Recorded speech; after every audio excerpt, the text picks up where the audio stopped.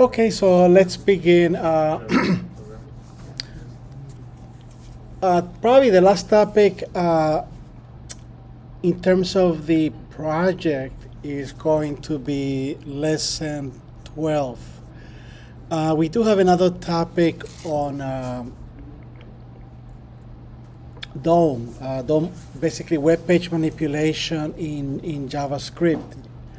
But that's not going to be, you don't need that for the project, basically. And you're not going to have another tester.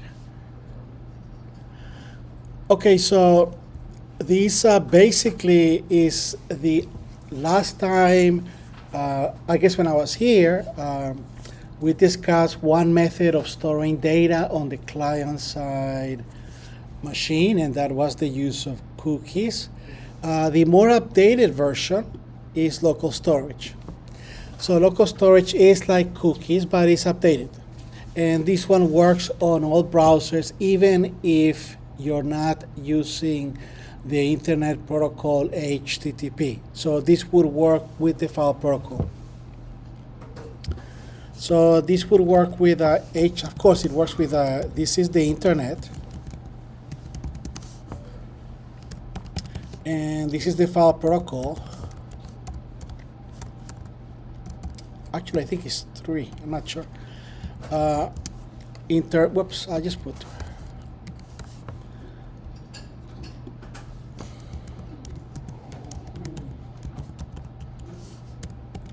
And then we have the file protocol.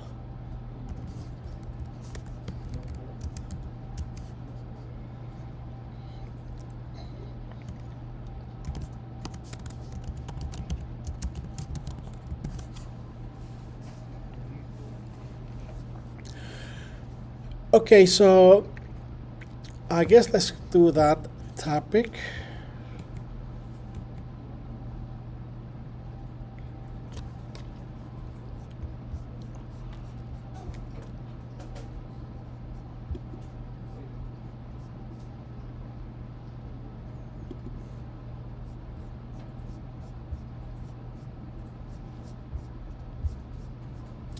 Okay, so you can see this is the last one, the last topic. So you should download the, well, I guess make sure you download the file. We're going to use the exercise 12 files.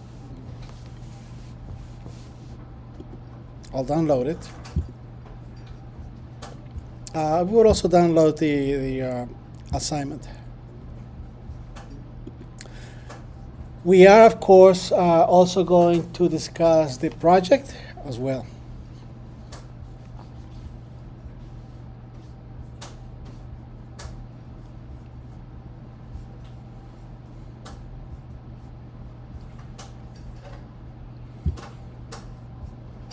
Okay, so let's go over the presentation.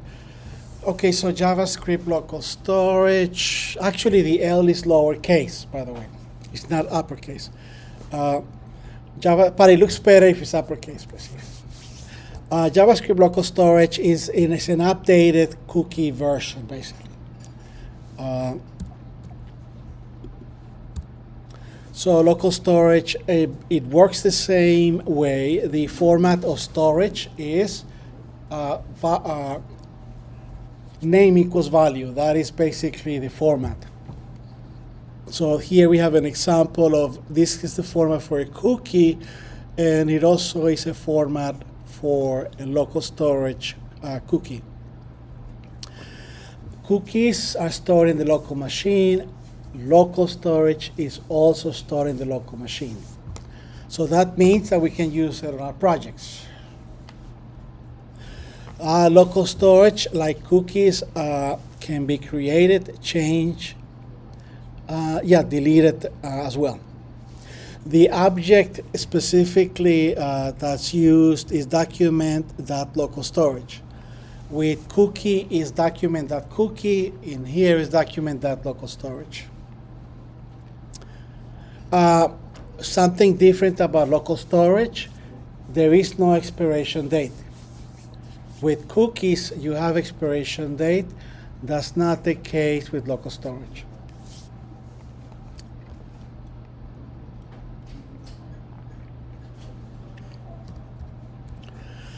Okay, so here's a demonstration of how you add an item into the local storage object.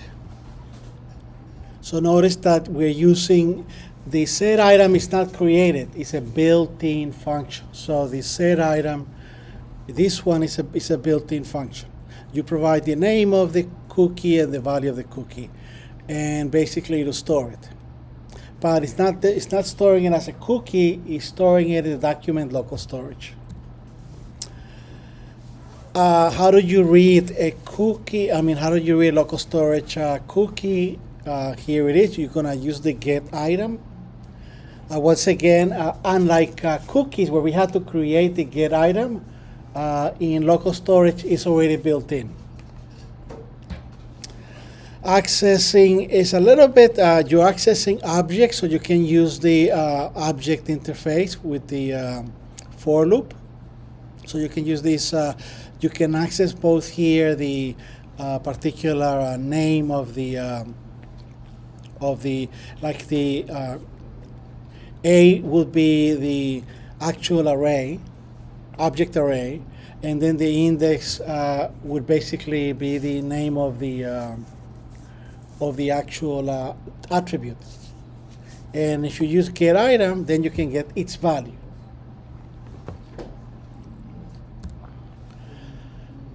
How do you delete this type of cookies? You just use the remove item. You don't have, there's no expiration date, so you literally have to remove the item. You do have to provide the name of the local storage cookie. If you want to clear all cookies or local storage cookies, you use the local storage. So the function is local storage clear. Okay, so this is the interface that I was going to do with cookies. Today we'll be doing this one with local storage. Once again, this is very important because this is the way that you'll manage the database. There is no other way to manage database except through a database manager in databases. So here you have local storage or cookie manager. In fact, we should really have both, cookie manager and local manager as well at the same time. Okay, so that's it with this short lesson.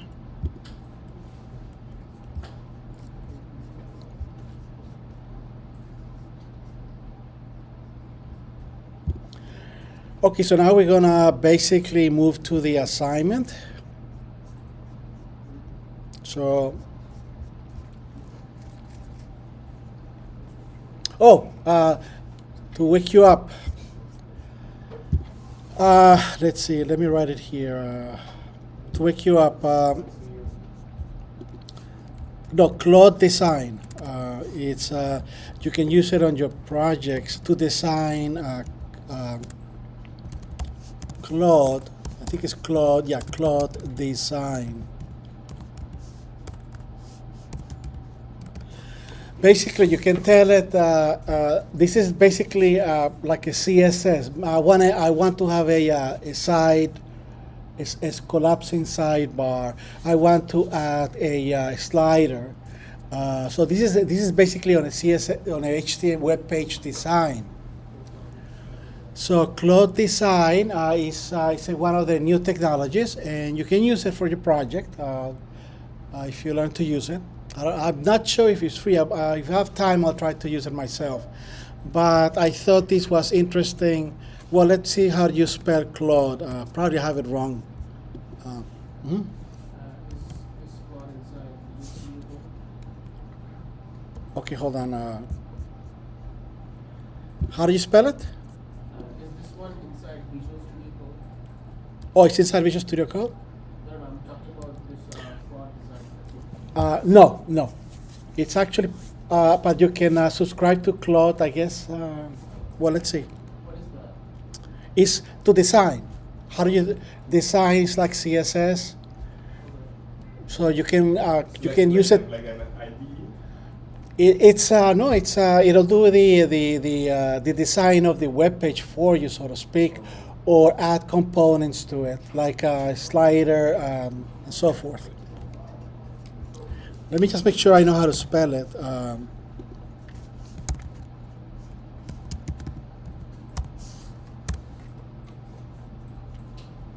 Okay, Claude, C-A-C-A-L. Okay, so it's C-A-L.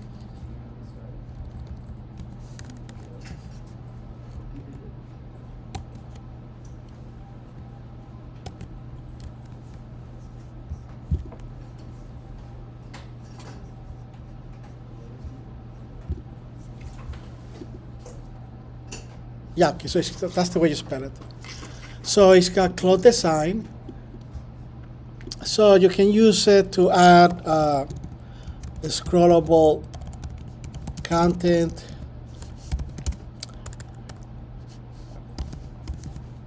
Let's see what else. Sliders. Of course, collapsing sidebars as well.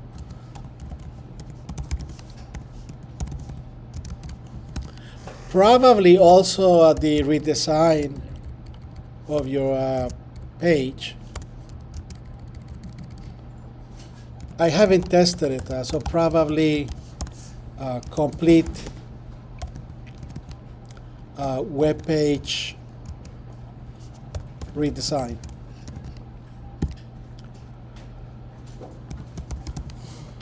So you should use it. Once again, if you want to be successful in basically web, I guess, work, so web programming, you have to also use tools. So this is a new tool, which I thought I might mention in case you want to use it on your project. And I won't call that cheating.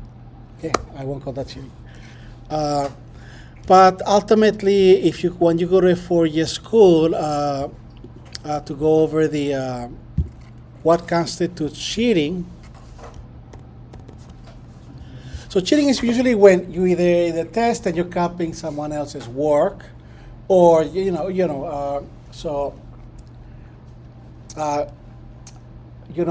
guess somebody's work, so you're gonna say, "Can I go to the bathroom?" And you do whatever. But also, if somebody else does the work for you, that's also cheating. So AI, it falls under when you use AI, how do you use AI appropriately? So most of you are tempted to do the how do you call it, the road less traveled, instead of going through it and really understanding it. Usually when you're going to copy somebody's work, you really try to understand it, and then you do it yourself. That's actually the way you're supposed to do it, not copy and, it does the same thing, copy and paste. So copy and paste is really not appropriate. And by the way, the biggest problem is you're not learning a thing.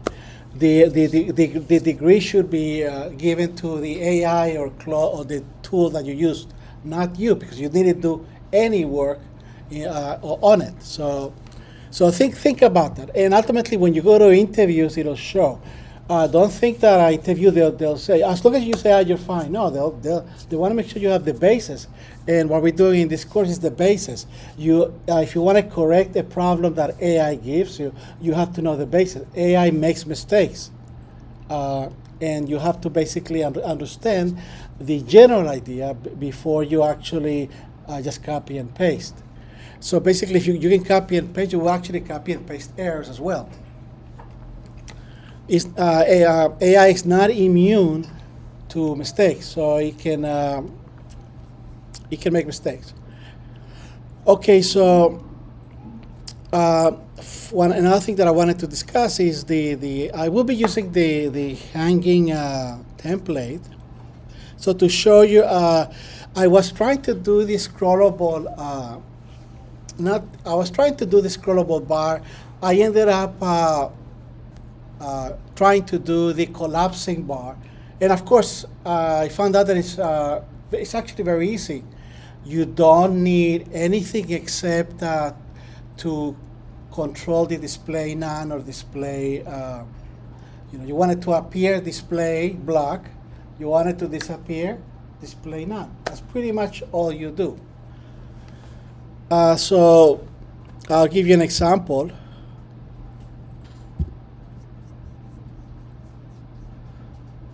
And I was actually working on it this weekend. So here it is. So here, if you click here, and you click there, make it disappear. And it's all done with just the display property. And of course, JavaScript. So remember, one of the an additional tasks that I'm asking you, it's not mandated, but I'm asking you to update this template. This is a very old template. So there are ways to update it.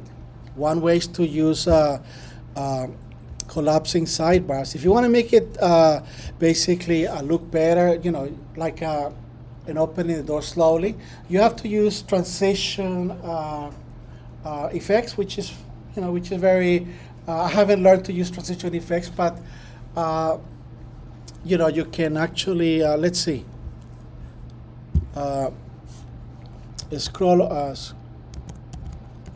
Scrollable sidebar examples.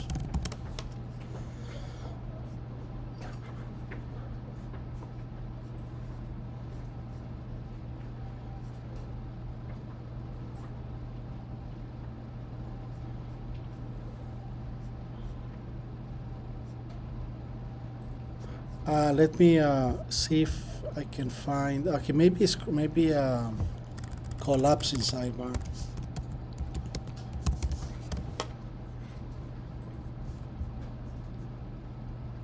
Okay, yeah, the collapsing sidebar. So this is an example.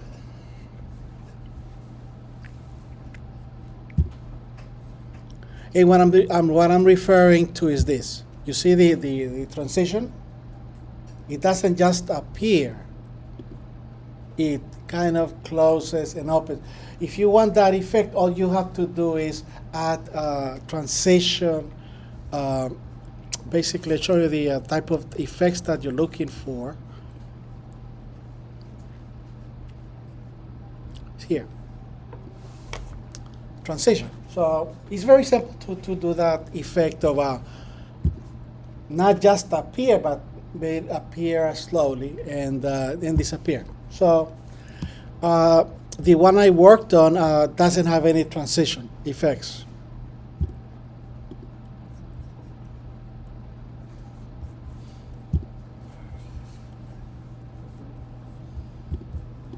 Yeah, so this one, the part you can add it, basically. And the other thing that you should try to do, and I think I'm going to try to use Cloud Design. I want to add a slider to this template. And I want to know if I can just provide a very simple template and say, okay, add a slide bar to this application. And let's see if it actually does. So right now, once again, I managed to do a very easy sidebar. So maybe we'll try to do it today. I am using the hanging template for most of the demonstrations. You can use this template if you want. So once again, so I'm going to put here the menu. This menu are also going to be added here. That's about it. I'm going to have it 2 menus. Side menu. If you want, you can actually delete this menu if you want to have it here. Okay, so now let's go back to reality. Hopefully I woke you up.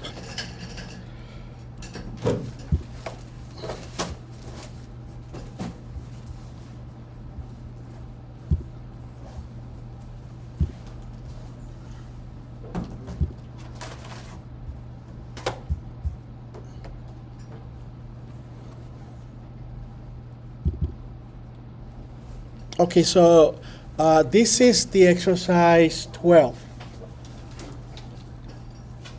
So we're going to basically write it. And once again, this is what you're going to use for your project. So this is absolutely project related. So this is exercise 12. So as I told you before, make sure you download the interface. So in course topics, let me make this smaller. Go to the assignment, the last topic, assignment, and make sure this is the HTML form. So download it.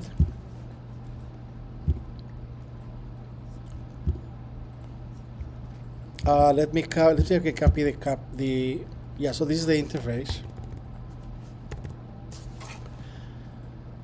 And we're gonna write some of it, not probably all of it, because I wanted to also do other things. So let's work on this. This is basically exercise 12, and of course this will be the last extra credit for your project. This one, because there is nothing else you need after this. This will be your database basically. Okay, so let's copy the local storage. Let's see, can I copy the, oh yeah, I can copy the file. So let me go to my desktop, working area 385. Let's see, I guess I'll put it under lesson 12, yeah.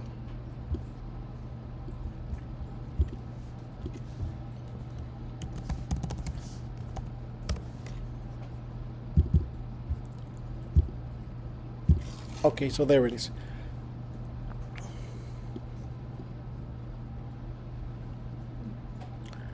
So I'm gonna call it, I'm gonna rename it and call it, I guess, manager. Something short, manager. Now I'm gonna open a Visual Studio Code.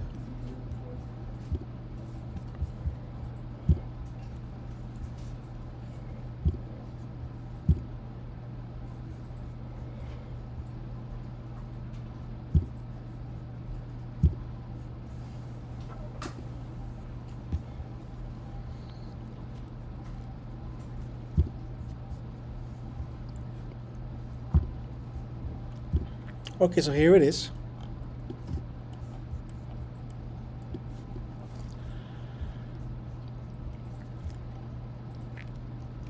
You do need to see the way it looks. Yeah, this one. You do need to know the way it looks. So let me put this to the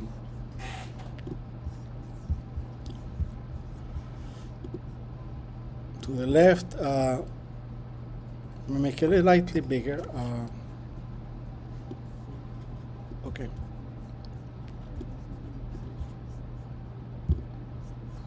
Let me make this a little bit smaller.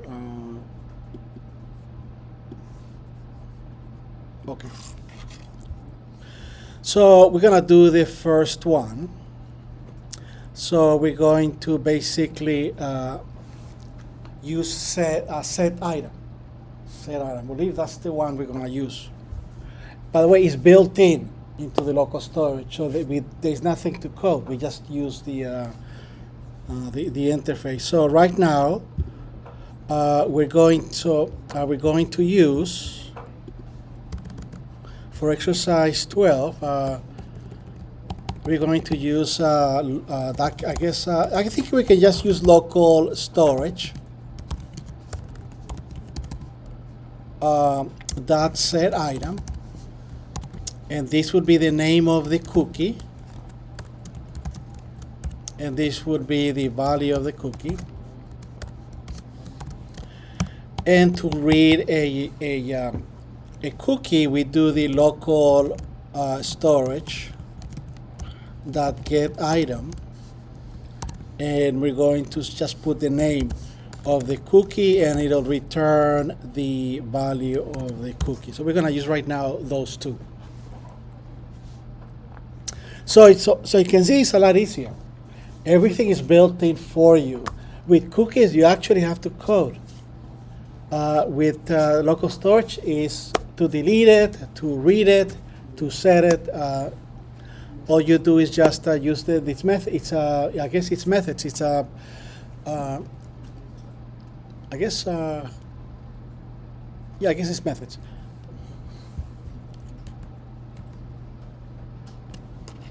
Okay. So the first one, it's basically here you are going to have the name of the cookie. Here you're going to set the value of the cookie. So this one, the first one, is being used to assign a cookie. That's it.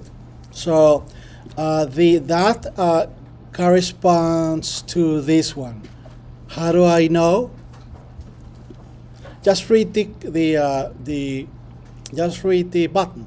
The button is called Set Local Storage. So this is the button that has the value of local storage, set local storage. It's also the first form. So, okay, so how do we populate all these fields? Just like a regular application, we need to add IDs. So I'm gonna call this, I guess, name 1. And I'm gonna call this one value 1. The reason why I'm going to do that is because this is gonna be called this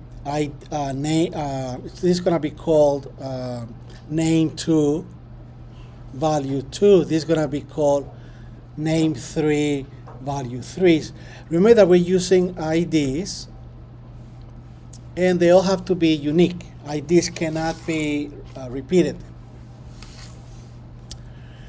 And for local storage, this is the button, and we're gonna basically add our trigger. So let's see, on click equals to, I guess, let's see, how do we call it? I guess add item.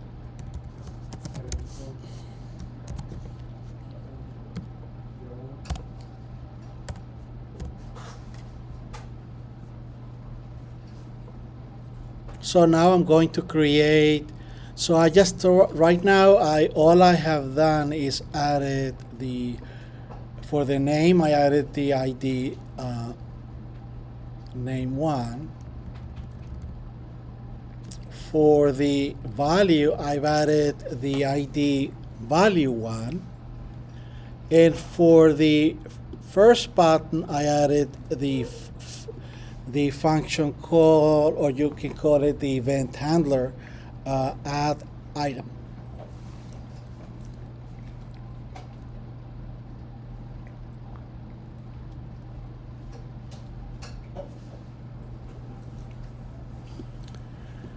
So the next step is to create that item. Oh, by the way, just delete this one. It doesn't exist. So I'm gonna, well, I guess, should I do it at the bottom? I'm gonna do it at the top. Most applications will do it at the bottom because you don't have to load it. You know, it goes to the end, it'll load itself. So that's kind of the reason why it's done at the bottom. It's actually more efficient. But for organizing the code, I like the top. I know what everything is. The other technique of putting at the bottom is mixing JavaScript and HTML. So anyway, so to add this, I guess JavaScript, we're gonna add this script element. We're going to create the function add item. We're going to let's define the name of the item equals. We need to define the value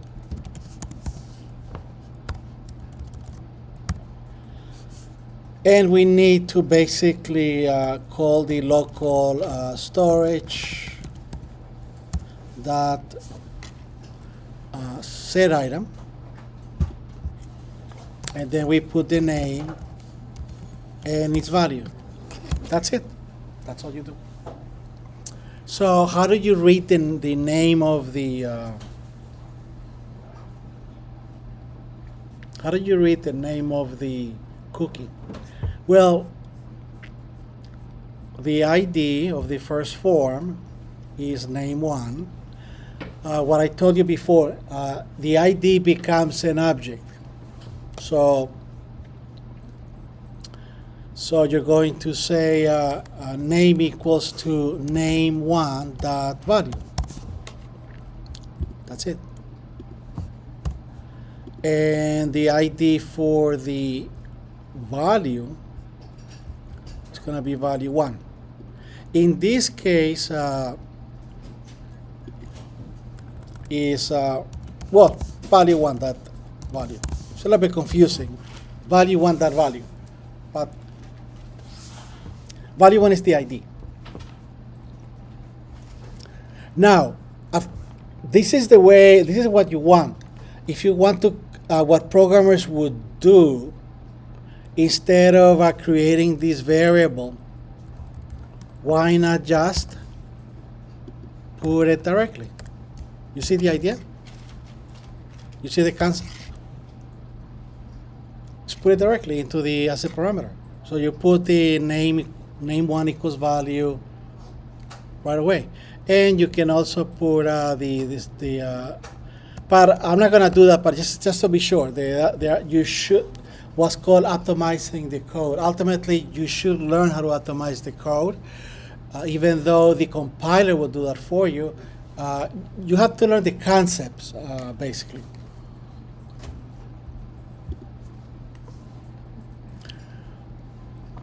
We cannot test this unless we read it, so I need to create the next functionality, which is going to be to read. So read item. So this I'm going to use to basically read the value. So this is going to be the event handler for the second form. So I'm referring to this one here. This is the get local storage. You provide the name of the cookie, and when you click it, it'll populate the value here. So once again, I'm going to be just adding IDs to these two text boxes, and then work on the read item trigger. Okay, so this is the second form. So this is my first form. I just did it. I'm creating the second one so I can test it. Okay, so ID here, since I used here the ID of name1, so I used here ID name1, I'm going to use here ID name2. Name2. For the value field, I use value 1. So for the second form, I'm going to use value 2. So this is so far what I've done. I've added the two IDs. Value 2 is the output, name 2 is the input. So once again, this is the input value, and here this would be the output value.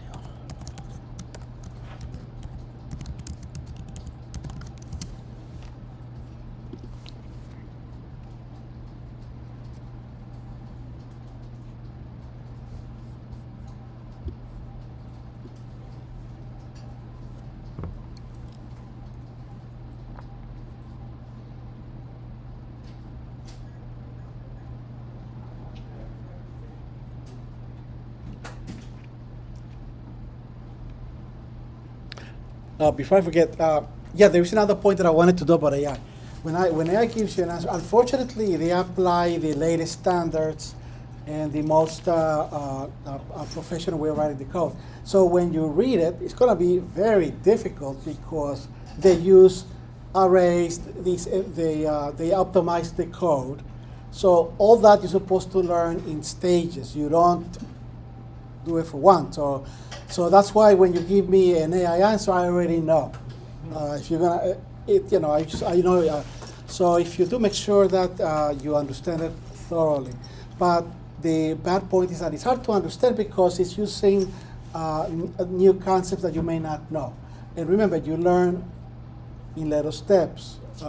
So that's one issue why AI is hampering your growth.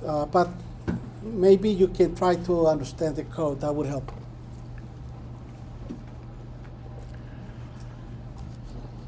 The trigger here, the on-click trigger, is going to be, what is the name of the function? Read item.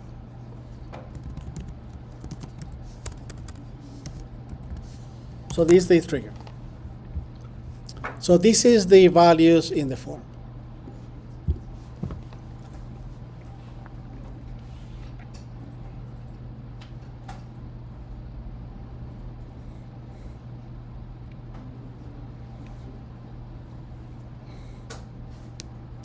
By the way, the last thing, I don't want to sidetrack. Another thing that the AI would do automatically for you is programming levels. You should know programming. What is the first programming level? What is it called? Spaghetti code. You don't organize it. You just let's call it spaghetti code. Yeah, you do it, just write it. There's no organization. All the other styles have to do with organizing the code. Really, that's all. It's all it is. It's a mechanism to organize the code. What is the next one?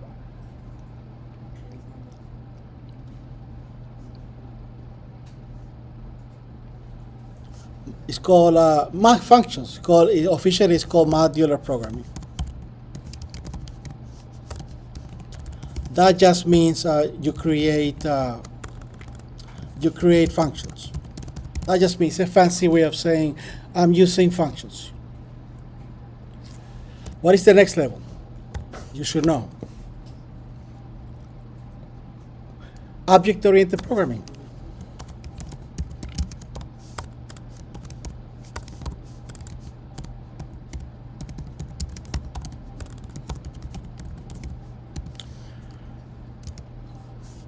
So you encapsulate data and methods, basically. And there is another one, not official. It's called functional programming. It's very hard to read the code if you don't understand the concepts. So functional programming is all about really making sure that the unit is completely enclosed. There is no way to change the object from the outside. It's got to be from the public interface, and it's a way to enforce it. So, and the programming is very different. So the style is very different. So that's functional programming. So there's different levels. So you should be in this level. By the way, I am not in this level. What level are you? No, just object-oriented programming. I hope I never have to do functional programming. It's new. But I mean, it's not yet official. But it's a new. Right now, it's just a new method of organizing the code. I think it has to do with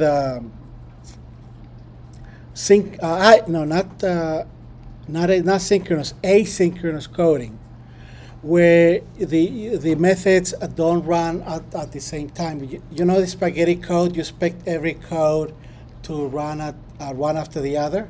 Synchronous programming is this could run first, then this one. So it's so how do you manage that type of design?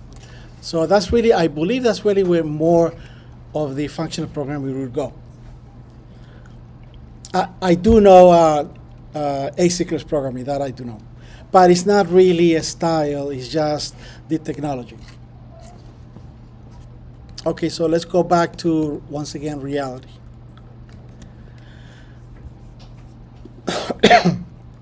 Okay, so to remind you again, we are going to now populate the trigger, the read item. So we have to look at the IDs. What is the input value? The particular functionality is I am providing name. The output will be assigned based on the name of the cookie. So this would be the output. Basically, this would be the value of the cookie. And this is the name of the cookie. Well, I already have name. Okay, so let me populate it. So the input, the ID of the input, it's name 2. I want to get its value, so let me assign it to let name equals to name that value.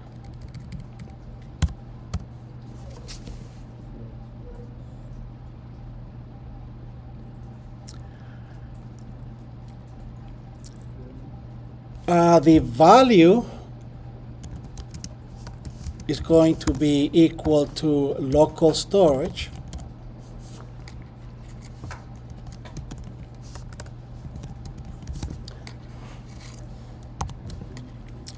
hold on, it's not giving me the options. Hold on.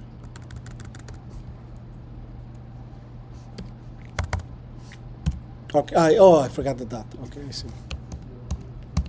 Okay, yeah, forgot the dot. Dot, that's gonna give me the list, so I'm gonna use get item.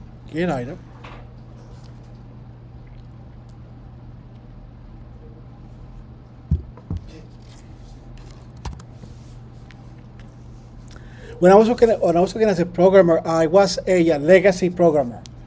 That means my level as a professional was not object-oriented programming. It was modular programming. So COBOL, I had to do COBOL, C, language C. Anything, there's no object. The object did not exist here. So that's my level professionally, so to speak.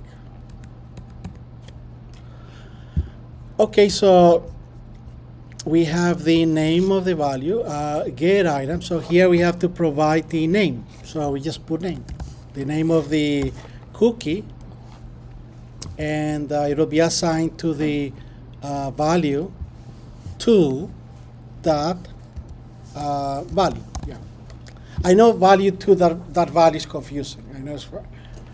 Value 2 is the name of. Hold on. Right? Is there a repetition? Oh, it's, of course. It already exists. It's not something you declare. Remember, the ID becomes an object. So you can't declare an ID. You cannot declare a variable with the same name as an object. There is a conflict. Why didn't you write it like the previous function? Like this one.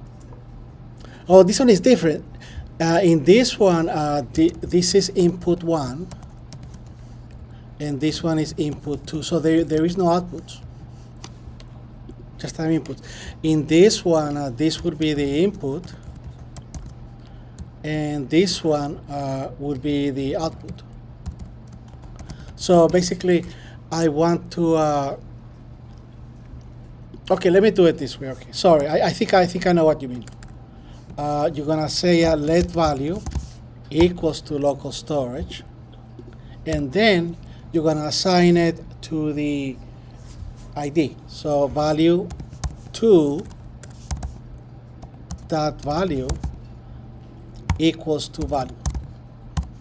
So now you have, I didn't want to have three values. It's kind of a value to that value. Value is the attribute that the value that you see in the text box, that's the value attribute. The name of the text box is value 2. And the variable that has the name, the variable that has the value of the cookie is value, which it gets it from here.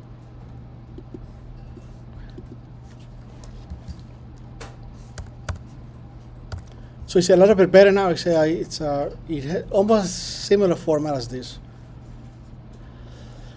And once again, when you're learning, stick to what you're comfortable with. You're learning. It really takes a while for you to have confidence. So use the tools that you already know. You don't have to be fancy.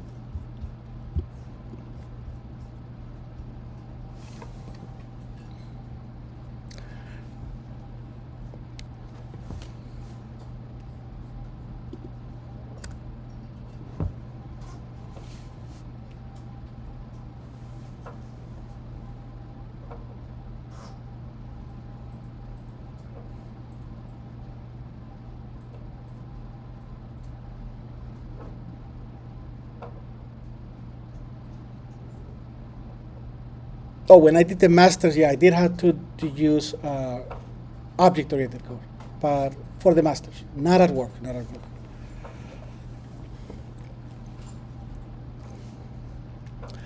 Okay, so now we're gonna test them. So here is the add item and read item, and these are the forms.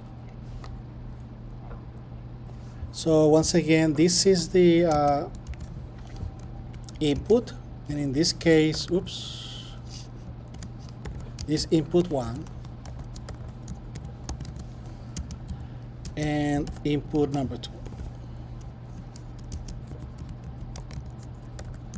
So this one has 2 inputs.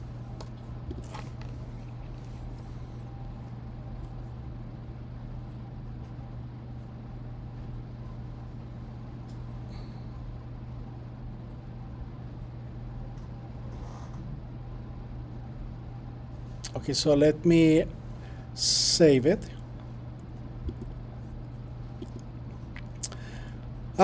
This one works in any browser. Unlike cookies that you have to use either Firefox or Safari, here you can use any browser. So I'm gonna run it.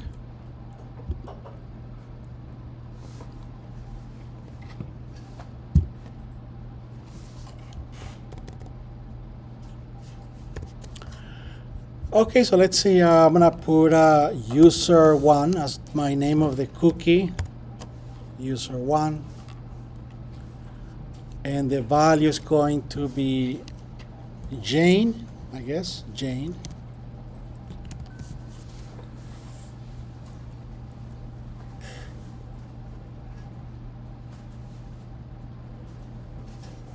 So I'm gonna set the trigger.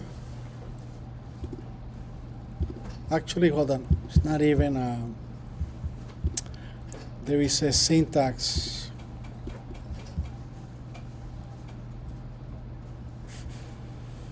Add item. Let's see. Let me put here alert 1. I want to know if the on click at least is reading it. So reload. Okay, so let's see. User1, Joe.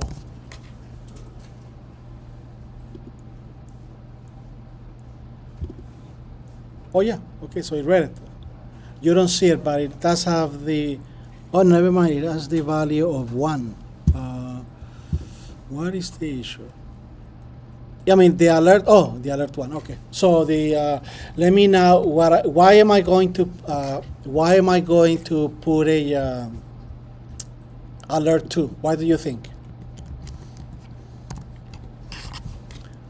No, with troubleshooting. The idea is if add item fails, alert 2 will not be called. So it's a way to, I want to see if there is a syntax error on the add item. So if I don't see the number 2, then there is an error with the add item. Make sure I'm calling the correct function. Yeah. Okay. So save it. Let me run it. Well, I guess I already have it here. Reload it.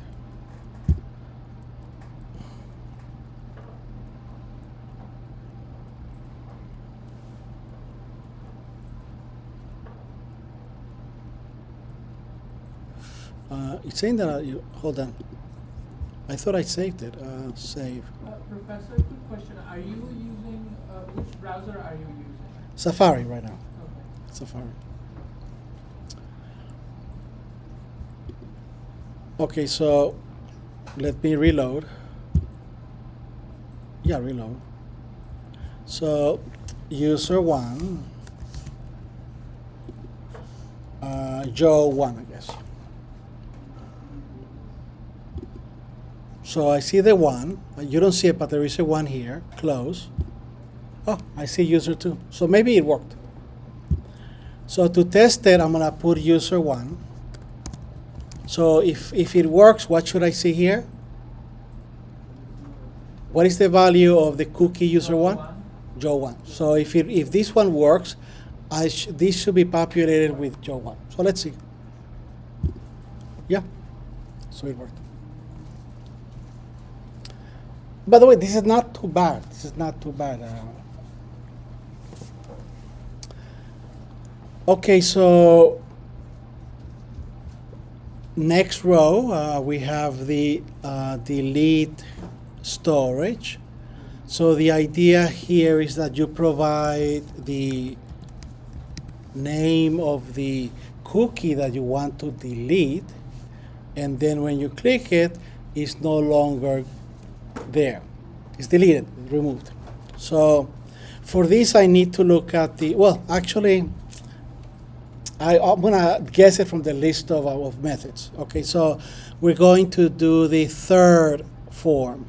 So the third form is this one here. So once again, this is the third form. Here, this one would be the second form.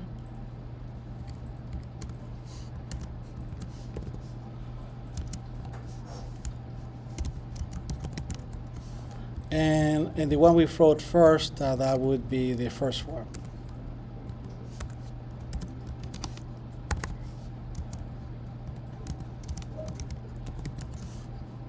First form. So first form,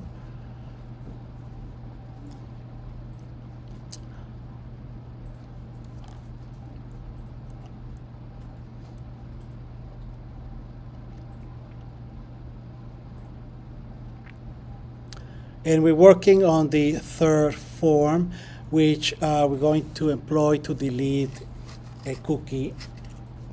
So I'm going to basically, once again, add the ID. And I'm using the same conversion for form number 1, the name 1. For form number 2, name 2. So what do you think I'm going to use for the third form? Name 3. Name 3. Name 3. There is no value. Just the name. And the trigger is going to be the first button. I'm going to do the on-click. Delete item.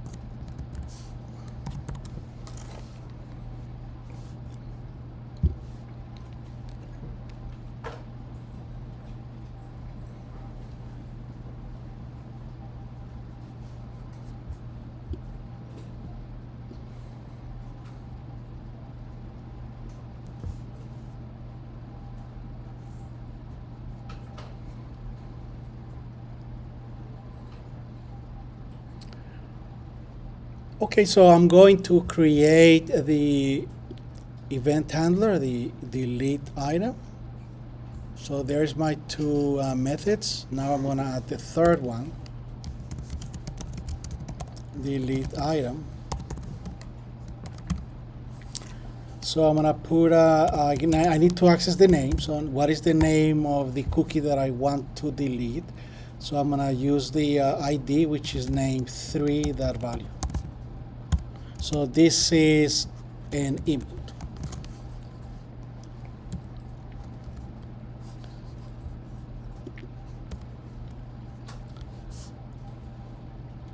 To delete the item, I'm going to call local storage. So you can kind of guess the one I'm going to use. Just put it that. Which one? Remove item. Actually, there is two delete item. Let me look at the one in the one that I've used. Yeah, don't use something unless you understand it.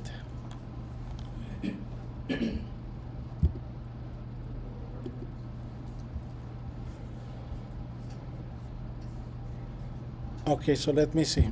To delete it, the one I've used.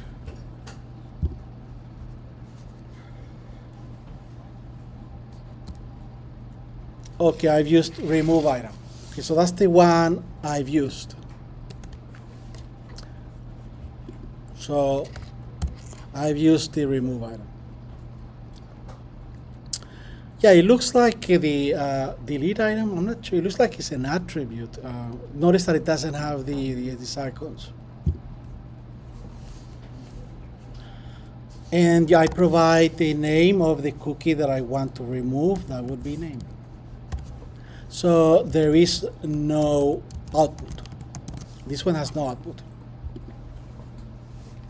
that you can visibly see.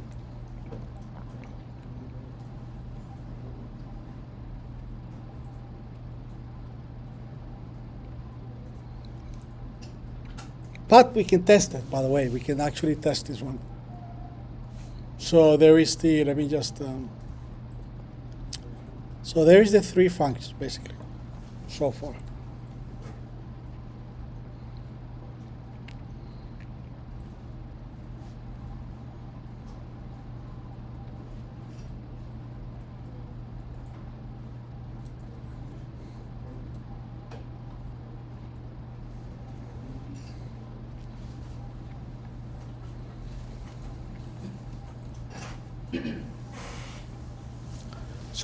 So once again, when I see a code written by a senior programmer, wow, this guy should be teaching.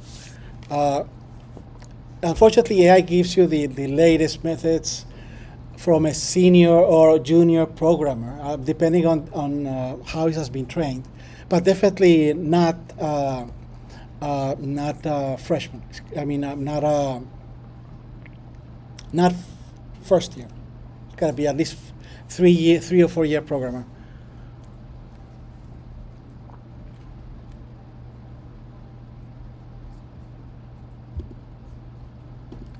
Here are the this is the function 1.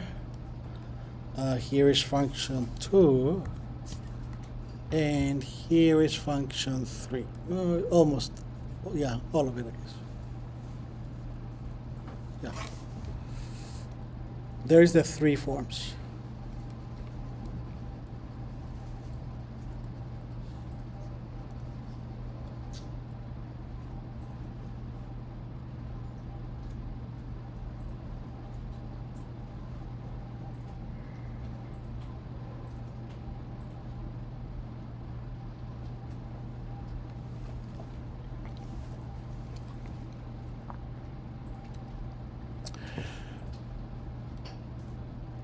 And after this, I think I'll stop because I want to discuss the project. So let's see if this one, and we'll continue this one next week. So let's see if the delete item works. So we're testing the delete item. So let me save this. Let me reload the function. Okay, so let's see. Let me see what I have. User one. Well, let me show. Let me see if it exists. User one, get local storage. Okay, it's there. Joe one. So I'm gonna delete it. So I'm gonna put here user one, and I'm gonna put delete local storage.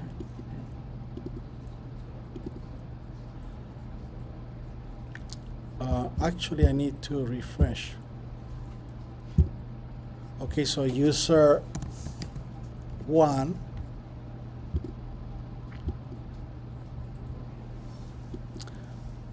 Yeah. So there is no value. So there is no value for user one anymore when you click it. So that means it's deleted. It's deleted. Doesn't exist. So make sure that if you put user one, you should see the value, because I just deleted it, by the way.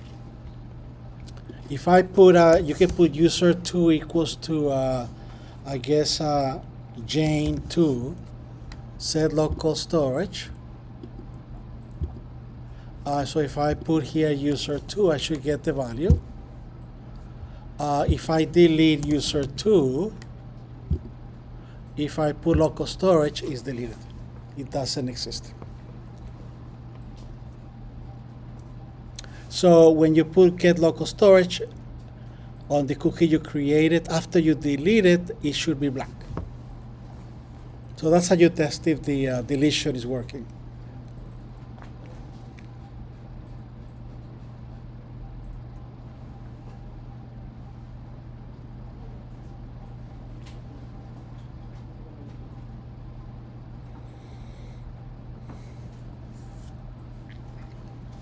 Actually, let's do this. Let's finish this row. Let's finish this row. This one is very easy. We don't even need a function. So that's why I want to finish it. So this one, you're just gonna basically let me see. You don't need a function. I'm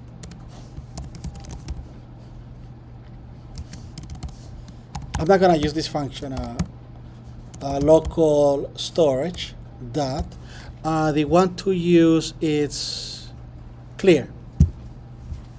So clear will clear all the local storage. So all I have to do is copy this, copy that, and add it as a trigger to the second button. Notice that it has two buttons. The second button on click equals to, and just paste. So I added the function call to clear right there in the. So this would be inline function call, inline JavaScript function call. So that's very easy. That you didn't even need to create a function for this one.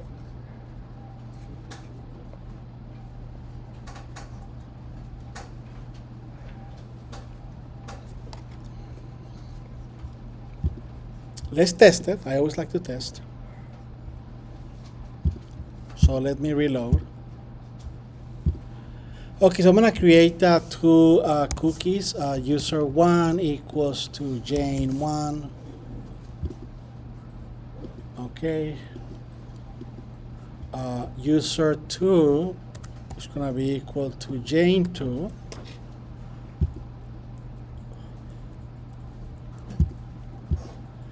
Let me make sure that the values are correct. User one should be Jane one. And if I change this to user two, it should be Jane two. Yeah. So now I'm going to just click on delete local storage. So now let me read user two, blank. And if I read value one, it's also blank. So that's what I wanted to finish it. It's just one single function call, basically. Okay, we'll finish this one next time. So let's discuss the project. If you need to see this is the one that deletes all local storage. This one deletes all local storage. That function. Professor, can you show me the function just one more time? Oh, I'm sorry. This one, no. This one, I just meant to. No, this one doesn't exist. So it's just the three: the add item, read item, and delete item. Can you go to the form? So, by the way, I'm gonna delete the alerts. They're kind of annoying. Okay, that was just for troubleshooting.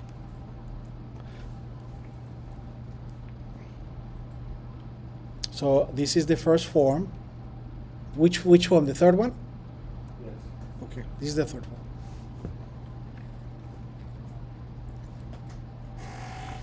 So this one would be input R1. So just input.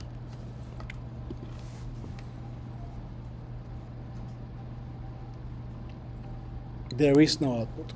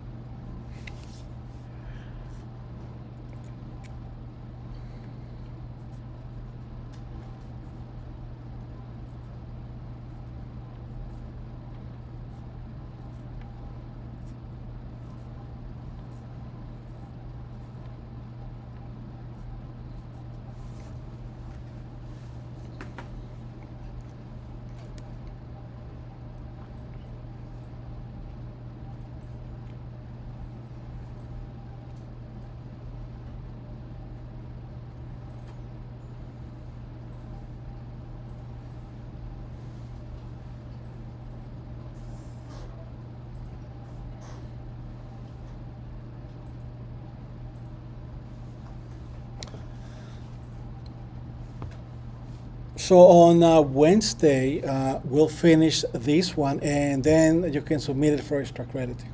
So it will be, I guess we have 1, 2, 3, 4, and then the last one to display the entire local storage. That would be, I guess, 5. I guess 2 points each. That would be 10 points.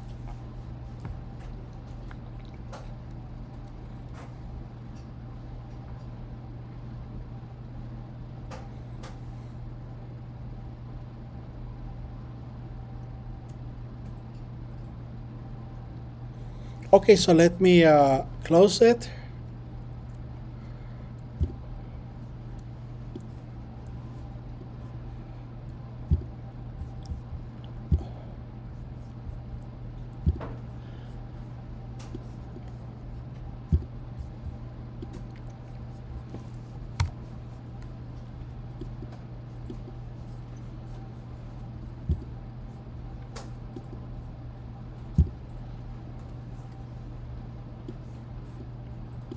Okay, so let's discuss now the material that I posted on last week on I guess Wednesday.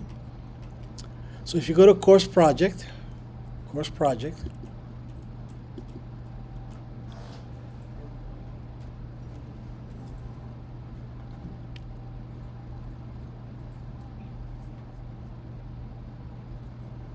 let me download it. So here's the course description. Let me get rid of this one. Make this slightly bigger. Okay. So number 1, templates. Why am I doing this?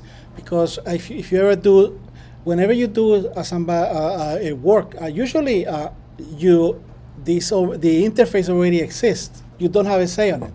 You just have to use it. You don't have to like it. You can change it. In company, you cannot change the form. It's like Google. You cannot change the form. That's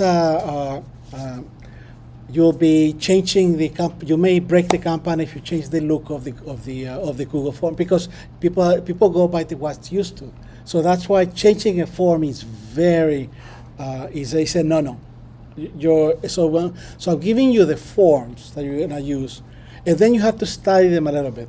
These are the reason why I like these was because these are that much easier to understand than the latest ones, and you cannot understand the modern ones if you don't understand the basic old ones.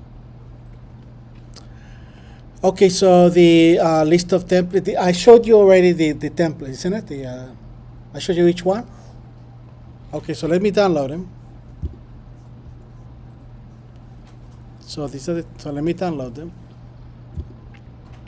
Didn't I do this in the on Wednesday? No? Yes? Who was paying attention?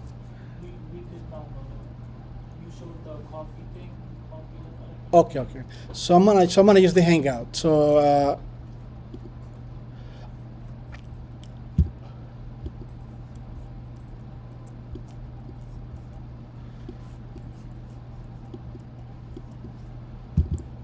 so the template that I'm going to use for class, there's two that I liked. You can use any of these templates, but I'm gonna use the hanging. Actually, it's not hanging. That's the one.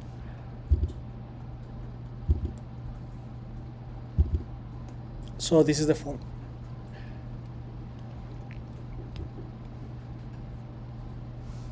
So I next time would also make this collapsing sidebar, basically. Very easy.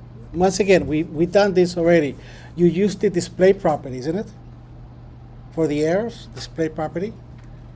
You either hide it or display it. I'm not sure. I think we've used it for this course, isn't it? How do you display an error message on the title?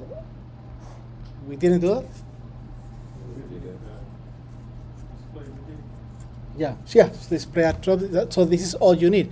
You really just either displaying this or not displaying it. All you need to add is a trigger here that if you click it, make this appear. So the default value is going to be none. Don't display it, but if you want to see it, you click on it. Very basic, and it would make you basically more confident. This is something that you could actually use. Okay, so this is the template that I'm going to use. Going back to the description, let's see, where's the description?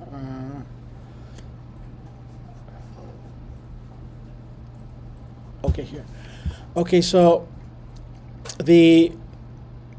you can have up to 4. Normally, the reason why this is supposed to be, I don't enforce it. You can do it individually.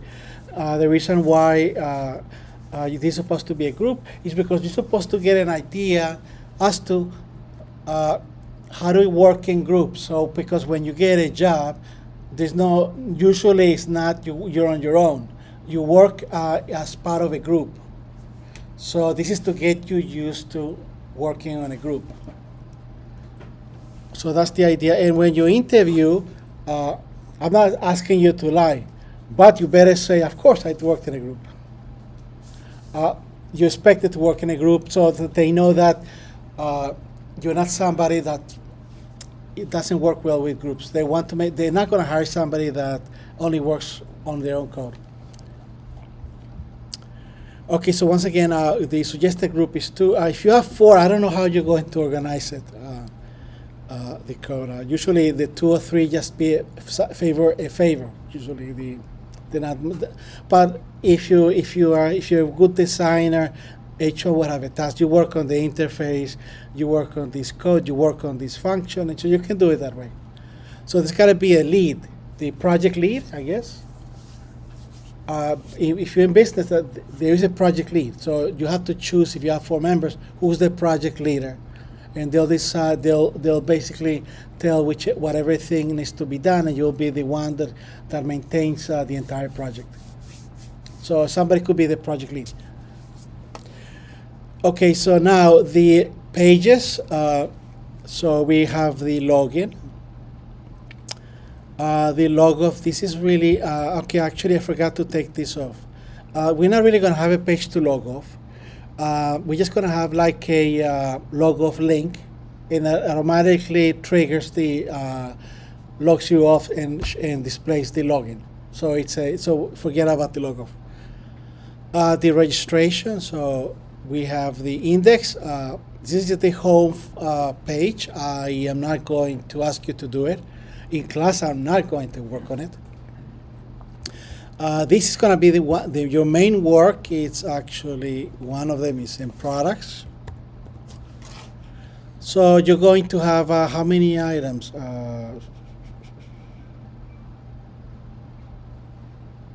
So I'm surprised I didn't put it there. Usually 4 or 5 items. The solo page only displays one item. Now, the interesting about the products page in the solo page is that they're completely driven by JavaScript. There is no content there except you have a JavaScript loop for the products, and it'll display all the items in JavaScript by reading the input file. So you're going to create. So you're going to create this. This is your input. This is how you set up your project. You're going to create a file. Let's call it catalog.js. And you're going to populate it with JSON objects. So this is the first item. This is the second item, and so forth. You're going to have up to 4. So this is what you need to do first.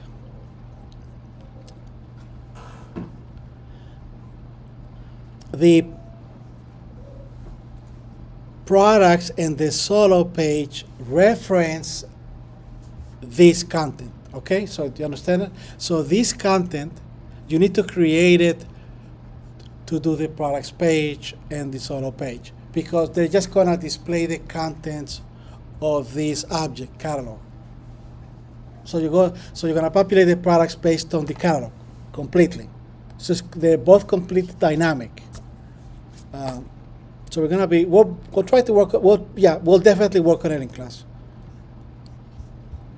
The about, make sure if you have working in a group, because otherwise you'll drive me crazy. I don't know what the group, and then I feel bad. Is they going to get a 0 or not?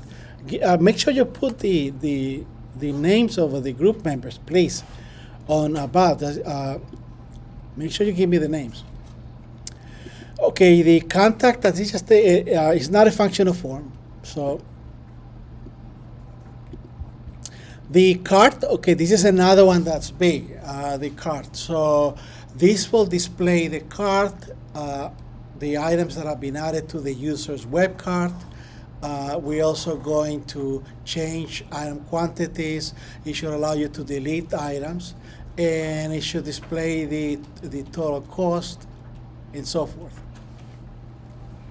The thank you page, after you submit the cart, you're gonna get a thank you message. So this will be a thank you HTML.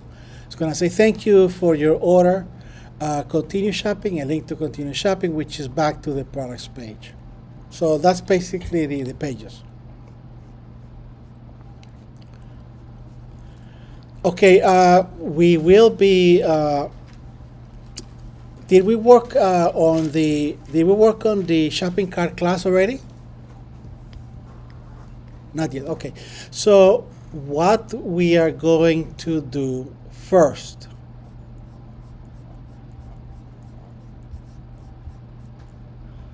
is work on this. So this is going to be our shopping cart, including how do you add items in the product page. So we're gonna do this one. So we're gonna populate it in class. I'll give you most of the code, but we'll do it in class so I can explain it. And then once we code it, we're gonna use it in the products page and the solo page to add items. And we're also going to use it in the cart to display the items. So that would be the object that's going to be used for that, for the functionality of adding items to the shopping cart, and for displaying and manipulating the cart, including emptying the cart of the user. So that's going to be here. So will we do that next time? We don't have time, but certainly next week we'll be doing that. Okay, so let's see what else I needed to. This one we'll worry about it after we do the shopping cart. Okay, so I discuss the project. Let me see, make sure I have the my agenda. Okay, so we're still trying to do the exercise 12. We did the lesson. We're discussing the project, the use of the template. So I'll be using the hanging template. But once again, you can use any template of the ones that are listed. This is what we're going to be working on certainly next week. The actual object that is going to be used to populate the cart and populate not populate the products, but add items to the cart. Next time, we might work on the collapsing sidebar, simply because it just requires these two properties. That's it. Yeah, that's it. Okay, so I guess let me take attendance. So that's it for today. If you came in late, I wanted you to know that the cloth design, it's used to basically create the design, the CSS or the frame of your web page. You can give it a web page and say, can you make it look good? So this is on design. So this basically web design. So cloth design is called. Its only task is basically to work on the colors, the template, add. You can ask it to add a slider or do a collapsing sidebar. That's what it's for. So it's very in tune with what you're doing right now. Yeah, sure. I mean, you can use any AI, but just don't. I guess for the project, you can just copy and paste. Though you should always try to understand the code. But for the exams, which we don't have anymore, make sure you write the code, not get the complete answer from AI. Copy and paste. Next question. Let me just the problem. Okay, okay now. So I know that I have my son. He does that. So I know how it is. Unfortunately. How are you going to choose the group? That's up to you.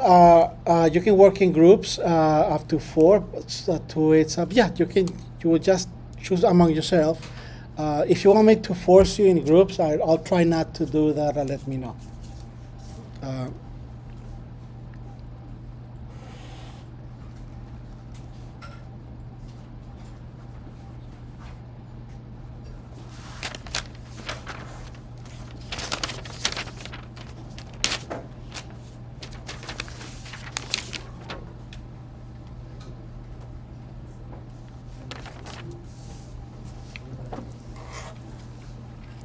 So for those of you that came in late, this is the template and the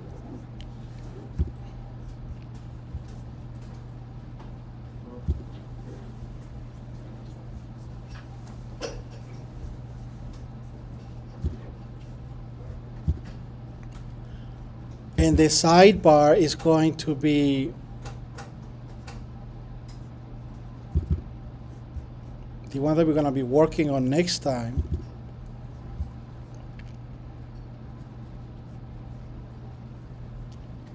Is going to be this one. So you have a little button there. Click.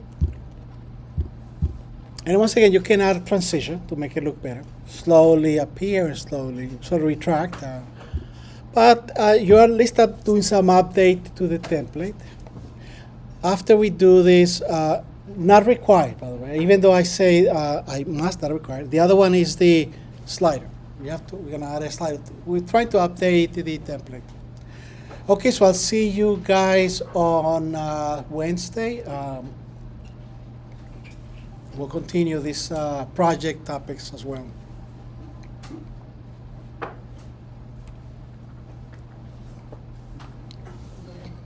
Take care.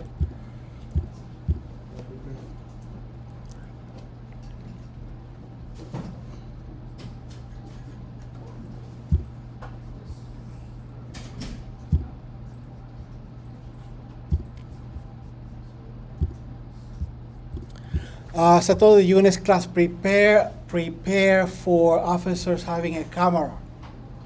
So that's you should see the announcement. So the police they're gonna have a camera. So They have it. hmm? I've seen it. I've seen them with them. Okay, so they're starting to deploy. Yeah, it's supposed to be deploying it this semester. I'm not sure if all of them, but yeah. So that they're supposed to. That's mandated by CUNY, basically. Mandated by CUNY. So officers are gonna have it. So when you're interacting with one, click yes. So I don't know how they're going to. It's supposed to. Does it let you know when they're recording? I'm not sure. I don't know. So, but that's you should have gotten an email about it.